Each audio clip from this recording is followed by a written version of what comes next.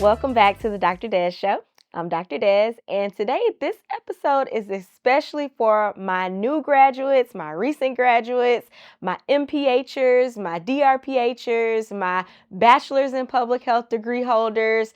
This episode is going to be all about you and what next steps you need to take after getting your degree. So I got my FAMU shirt on today because some of you may know I did my master's at Florida A&M University as well as my doctorate in public health there too. Undergrad I did at Florida State University, but I decided to rep my Rattlers today. But today we are just going to be diving straight into careers because so many questions that I get stem from Dr. Des, what type of job should I be getting? What should I be doing? And I want to make sure that I did a special episode to really talk about it because one amazing and scary thing about public health is that we have so many options. So once you graduate, you can do literally anything with your degree, from health education, communications, to working at a nonprofit, doing strategic planning, being a GIS analyst, doing the financial administration part. You can work in a hospital. You can do so many different things. But the ultimate question that I want to make sure that we answer is, what do you want to do? So we're going to dive into the different things that you can do with your degree, how to pivot from different areas. But first, I want to make sure that you guys, one, like and subscribe. So whether you are listening to me on Apple Podcasts or on Spotify, or you're watching a video on YouTube, make sure that you like and subscribe to my channel, and make sure that you share this episode and the others with a friend too, because don't gatekeep all the knowledge for yourself. All right. We don't do that over here. Okay, diving in, I want you guys to make sure the first thing that you do is take the ideal career quiz. The public health ideal career quiz that I developed is 10 short questions, and basically it's going to help you determine what should you do in public health. Because I always get the question, like I said earlier, of Dr. Des, what can I do with my degree? But the question I always ask is, what do you want to do? Because you can do so many things, the options are vast and endless. You gotta have a direction of where you want to go. And the ideal career quiz will give you that direction. So just making sure, I'm going to put the link in the show notes. So scroll down below, take it. It's 10 questions. It's fun. It's easy. And you're going to get some job titles too to help you along with your path. All right, so let's dive in. Now, so many people do so many things in public health, from working in the tech industry to working from health insurance plans to the departments of health to nonprofits to working at Google to working at Nike, Amazon, so many different things that you can do with your degree. And one of the major things I wanted to emphasize to you guys today is that it is okay to change your mind on what you want to do. The pivot is okay. So many people pivot in their public health careers, their degrees. I've pivoted so many times. I started off my career as a program manager working for the Department of Health. Now, I always like to make sure I'm being transparent with salary. So my starting off salary was $36,000 a year, right? So, I graduated and I was actually 6 months from getting my MPH when I started that job. And I thought, okay, look, I got health insurance. Like, I'm doing good. But as I realized very quickly, the bills were still coming. Prices were still being raised, and that little $36,000, that wasn't enough. So I started thinking about other things I can do. I ended up getting a promotion with that job, and I got moved to a program administrator role. So I had a team and all of those amazing things. But even within that, I was like doing all of these different things. I was doing GIS maps. I was doing strategic planning. I was leading trainings and workshops. I was managing a staff. I was doing grant management, grant writing. So I wore all the hats, which was really great for my career starting off because it exposed me to so many different things. But y'all know I wasn't getting paid for everything that I was doing, right? But I will say that when you are just graduating, whether you are just graduating from an advanced degree or from your bachelor's, the main thing that you want to be doing is soaking in all of the information, all of the different career paths that you could potentially have in public health. And why that is because you are going to change what you like so many times. What you want to do at 30 is not what you wanted to do when you were 18. And that is okay, and that is acceptable, and that is expected. So for me, being able to explore all of these different parts within public health, it allowed me to say, okay, policy is where the real change happens. Let me see if I can actually get a policy job. So fast forward, I actually got a contracted role with CDC to be a health policy analyst. Now, I found out that I hated policy, but and not that I hated it, but it just wasn't for me to work in that area, right? I liked more hands-on type things, where I can go out in the community, I could do this, I could talk with people, I'm doing these things, I'm building programs. So that quickly kind of, I was just like, nah, that ain't it. So then I switched to being a project manager. So I managed a lot of federal CDC grants that were doing some amazing things in different areas. Through that, I was an event planner. I did focus group analysis. I did so many different things through that role, but I managed teams, I managed budgets. And I say all of that to say I share my journey with you guys to let you know that what you will do in your career is going to look different at every stage that you go into. So you can go into it thinking, oh, like me, I went into my degree thinking like, okay, I'm going to do something in maternal and child health. Now, what in maternal and child health? I don't know. But I was like, that's what I'm going to do. I'm going to do something in there. I'm going to save all the babies, save all the moms. That's what I thought. And I did my master's thesis and my dissertation around in that area. But when I graduated, I took that program management job. I was working in heart disease prevention. Found out I really enjoyed chronic disease prevention. And I was able to even merge it with some maternal and child health things. So that was great. But I think that one of the things that you have to make sure that you're doing is not pigeonholing yourself and not saying like, oh, I only want to do this, so I'm only going to take jobs and apply to jobs like this. Like, no, because I was in that heart disease role, I was able to work with the maternal and child health team to do some stuff related to hypertension in mothers. So it was so many different aspects that I was able to do. So I say again, don't pigeonhole yourself. Don't limit yourself into these one areas. Expand what you're doing, expand your thought process and how you're thinking about these roles, these titles, and all of these different things, because it will definitely serve you well in the end. Some questions to ask yourself to see what type of role you should be going after is, what do I actually like to do? What type of impact do I want to make? What type of money do I want to make? Also, what do I want my schedule to look like? Do I want to work from home? Do I want to work in an office setting? Do I want to go out and work with the community and teach the community and do all of these different things in the community? Figure out what it is you want to do, and then you can figure out the money part after that. Because literally, I get the question all the time, Taught it as, what area in public health is going to make the most money? And I know you probably heard a lot of people saying epidemiology, like going to the data area, you'll make the most money in that. And while, yes, people doing the data, the epidemiology, they make a lot of money, yes. However, you can make a whole lot of money not doing that. You can make a whole lot of money doing community engagement, doing health education.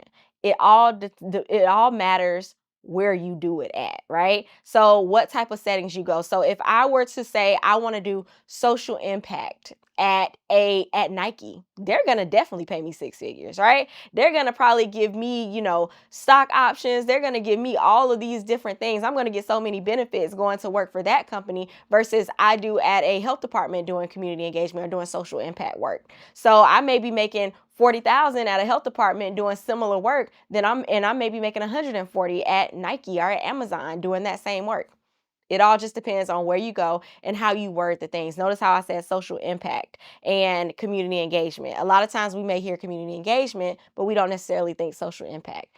Knowing the language of how these companies speak is something that is so important for when you get out there. Because if you say, I want to work in the tech industry, I need you to understand that tech doesn't speak the public health language that we know, right? We may know, oh, I want to do qualitative analysis, right? I want to do focus groups and do all of those things. However, did you know that within the tech industry, that title may be a UX researcher, a user experience researcher? They're out doing focus groups. They're talking with the people. They're analyzing these focus groups to best see how they utilize the products that the company is developing. That is literally your skill set. So you got to understand how to talk the language. So if your resume is not getting traction, it might be because you're not speaking their actual language. So you got to make sure that you do that deep dive, okay? So I want to now go into a couple of different roles and a couple of different positions that you may be thinking about. So The first one, if you are an analytical person, if you love the data, the numbers, then some traditional titles may be that epidemiologist, that biostatistician, that data analyst, just all of those different kind of generic titles. So that may be something that you are looking into. So like I was mentioning earlier, you want to think about as well, how does this translate to different industries, right? So in different industries, they are not using epidemiologists, right? They may not be using that term. So like I said, they may be using user experience researcher, right? They may be using data product manager, or they may be using some other type of term, but it is up to you to understand their terms and to translate that on your resume. And also to understand that all of these major companies use data. They use data to drive programs, to drive outcomes, to drive their metrics, to drive sales, to drive whatever, and you have that skill.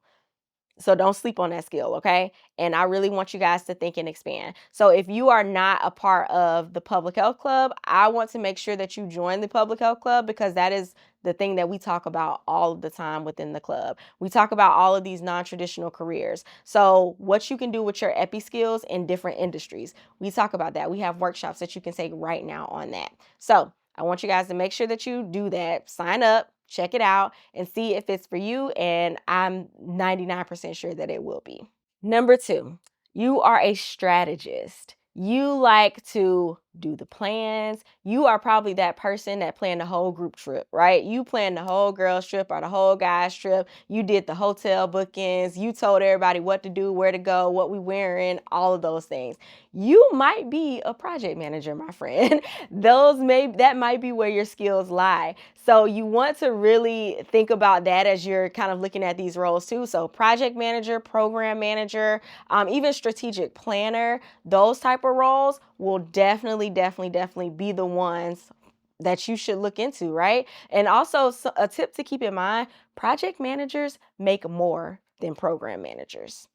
Just a tip, right? And also, like I said, in the public health club, we got workshops to help you with that, okay? So if you are in the public health club or you want to be in the public health club, I would 100% recommend you join. And if you are that planner friend, then go ahead and take the project management and public health workshop. And then we got a ton of project management career clinics that are there for you to help you develop your career within project management. And also, if you want to start that project management business on the side, we got you too. So there's workshops on that as well as a PMP study group if you want to get your project management certification, which I highly recommend if that is the route you want to go to.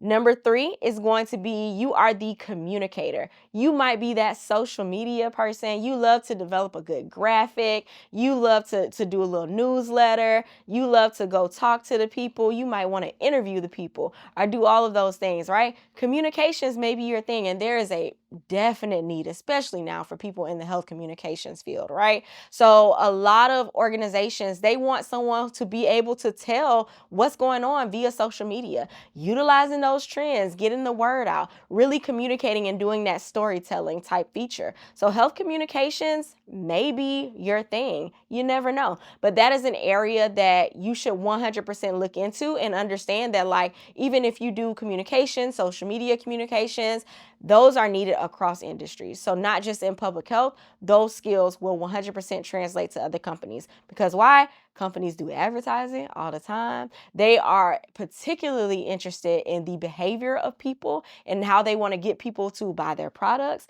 how they want to do behavior change in people so they will continue buying their products or they'll continue doing things. So that is something that your skills will be tremendously useful for. And then also too, if you're saying like, oh, Dr. Des, I want to do a little entrepreneurship. I want to maybe start my social media channel or start this so I can communicate about different health topics and different things like that. Then put those skills to use. Don't wait on people to give you permission to use your skills. Use them, okay?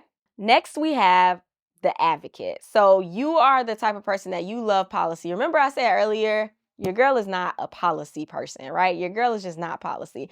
But if you love policy, then legislative analyst, right? Doing advocacy work, that could be you. A lot of nonprofits, think in the big nonprofits that got the money, like American Heart Association, right? They do lobbying. Lobbyist is one of those careers that will make you a lot of money. So you will get a good amount of money being a lobbyist, okay? So that is one of the things to kind of think about and see, like, okay, maybe I can't be one right now, but how do I set myself up on that track, right?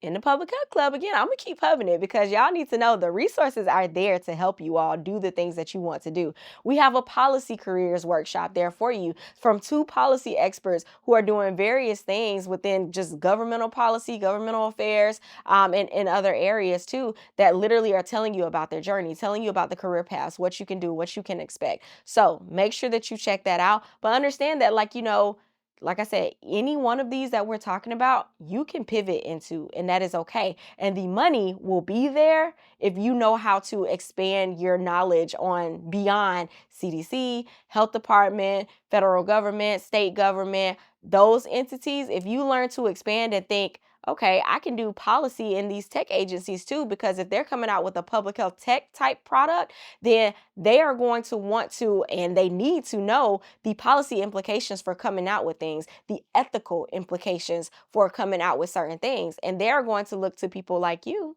to be their advisor, right? So you want to make sure, like, listen, public health is everywhere, all right? But I want you guys to make sure that you know, hey, I can do this and I don't have to sacrifice what I want to do just because I think or somebody told me that it wouldn't make any money. Because I don't know who told you that, my friend. Just because they ain't making money, don't mean you can't make money. Okay? So also we have educators. So you love to teach, you love to give information out. You are so great with communicating ideas, communicating and teaching people. So you may want to be a health educator, but I want you to make sure that you're thinking about, okay, if I go and I'm going to take a 30 some thousand dollar or 40 some thousand dollar paycheck to work for the Department of Health and be a health educator. Great. But you can work there for a couple years, then you can go to the private industry and you can make even more. Think about the biopharmaceutical company. They need people to do patient advocacy or patient engagement type work. So if you're thinking patient engagement type work, then that is pretty much you educating the patient, maybe educating the family on their disease conditions, on their options, on their all of these different things. Health education is pretty much what that is, but it's more on a niche specific level that you can do and that you can make six figures in doing. So, like I said before, stop letting people put fear in you and tell you, like, oh, because you're passionate about this or because you want to do this particular thing, that you can't make any money in that and you need to go do data or you need to go do this and this and X, Y, and Z. The money is out there. You just have to make sure that one, you're getting in the circles of people who know these things and who can teach you, like the Public Health Club, and that you are just continuing to expand your knowledge, listen to other people, and continue and be committed to your growth in learning about this field and learning about the ways that you can utilize your skills in this field. Now, the last one is my favorite, my entrepreneurs. Okay. So you do not have to be a full-time entrepreneur. You can be a side hustler, whatever. You are an entrepreneur or you want to get into entrepreneurship within public health. And that can look like a bunch of different things, right? That can look like you consulting. That can look like you developing like social media marketing campaigns for people. That can look like you even being a social media influencer within that space, right? It can look like so many different things now. You could be you developing digital products like courses and membership communities and all of these different things. But just know that there is a space and a lane for you, and we need more of you within this field, right? Because before I became a full-time entrepreneur, I would work with other consulting agencies, entrepreneurs, and I would see the checks that our companies are writing to them to do work that I'm like, I could do this, right? Like I could do this and they're getting paid my salary, my year's salary in like 3 months is what they're getting paid. And I'm just like, man, I could do this, but you just got to start. So if you are thinking about the consulting track and being an actual like public health consultant and having your own consulting agency, then I would say you need at minimum 5 years of experience, like direct experience, not just school experience. So I would say get that experience and really figure out like, okay, what areas should I be thinking about as far as like developing my consulting business. And one way to do that is, of course, by joining the Public Health Club, because we have a full running list of RFPs, requests for proposals, that companies are looking for consultants. And one of the things that I love to encourage people to do, even if you're not ready to be a consultant, browse that list and see what the people are wanting and what they're paying for that, right? You're going to see strategic planning, you're going to see project management, you're going to see program evaluation, data analysis, data dashboard development, policy analysis, literature reviews, right? You're going to see all of these different things.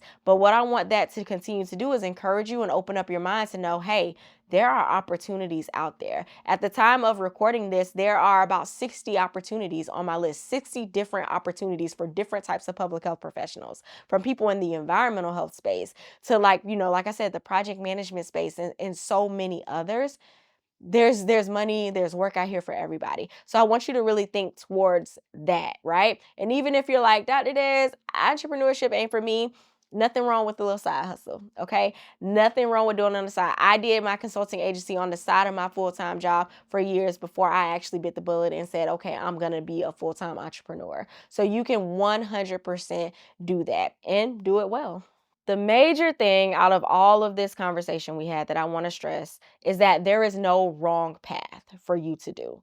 There is always a way for you to pivot. There's always a way for you to grow. There's always a way for you to learn about the different things in the different areas within public health and to really pivot your career and go into any of those areas. So because you chose a certain area within your MPH, you may have said, okay, I have an MPH, but I'm specializing in epidemiology. That only means you took like 3 extra classes, okay? So you have a master's in public health degree, all right? So you can still do health education. You can still do policy. You can still do all of these things, okay? It does not say like you can't do those things. And I am a testament to that because my area within school was behavioral health and health education. But I've been a policy analyst. I've done project management. I've done GIS analyst. So I've done all of these different things, and it does not pigeonhole yourself. But I will say, number one, like, figure out what it is you like to do. And a lot of times you learn this through on the job, right? You learn this through just actually doing it and realizing, oh, I thought I would have liked that. But in actuality, I don't think I like that. I don't think I like it at all. So, and that's okay. That's when you know it's time for you to pivot because now you've learned and now you can figure out what you want to do. And I really want to make sure if you're still like, Dr. Des, I don't know, make sure you take the Ideal Public Health Career Quiz. It is free. It is 10 questions. Make sure that you take that quiz. I'm going to link it below in the show notes.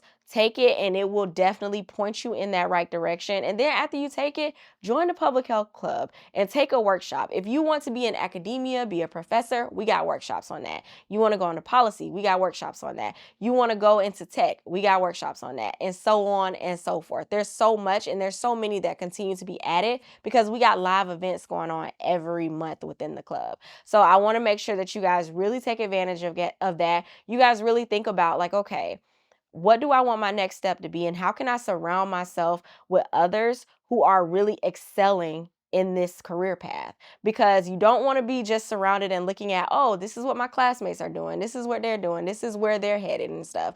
You want to make sure that you are choosing a path that aligns with what you want to do. And then also you're thinking about your future and your growth and not what your classmates are saying, not what somebody else that ain't been working in the public health field for 20 years said because they couldn't make it in there, right? You want to get around people that are doing this work, that have been doing it, and that are doing it and making the type of money that you want to make.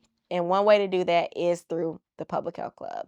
But all right, guys, I do hope that this episode has helped you out, has helped you to kind of give you some ideas of where to go next, what to think about. Make sure that you all take that quiz, and I'll see y'all on the next episode. Bye.